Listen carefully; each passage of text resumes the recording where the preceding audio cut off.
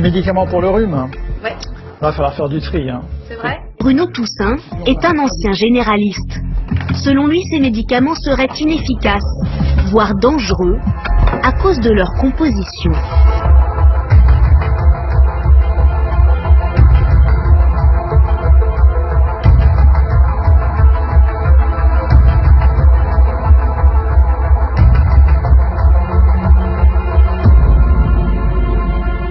Si on prend le paracétamol, ça va calmer un peu la fièvre si on a beaucoup de fièvre. Mais en général, dans le rhume proprement dit, ça va pas très loin. Et puis alors, il y a un deuxième médicament là-dedans, pseudoéphédrine. Alors ça, pseudoéphédrine, c'est ce qu'on appelle un vasoconstricteur. C'est un médicament qui a tendance à resserrer les vaisseaux.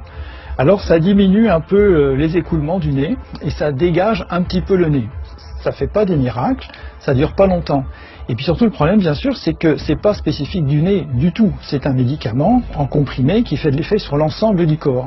Donc ça a tendance à augmenter la tension artérielle et ça peut resserrer d'autres vaisseaux que ceux du nez, par exemple ceux du cœur ou ceux du cerveau. Ces effets secondaires sont bien signalés sur les notices. Risque d'accidents vasculaires cérébraux, d'hypertension artérielle et même d'infarctus du myocarde. Les plus graves sont causés par ces vasoconstricteurs comme la pseudoéphédrine, une molécule présente dans la composition d'un médicament anti-rhume sur 2.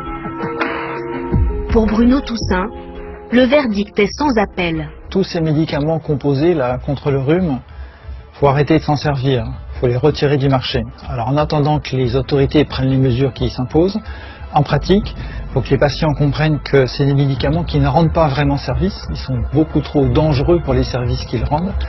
Il faut que les médecins le sachent aussi, heureusement il y en a qui s'informent, et les pharmaciens également.